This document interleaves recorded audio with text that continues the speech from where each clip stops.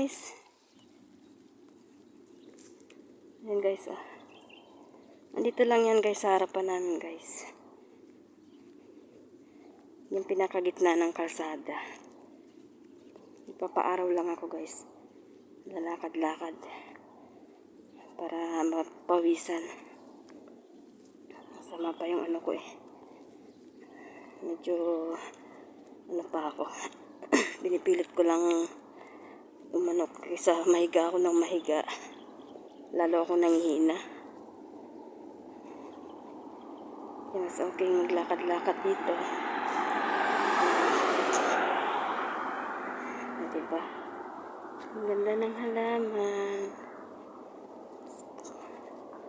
Purple.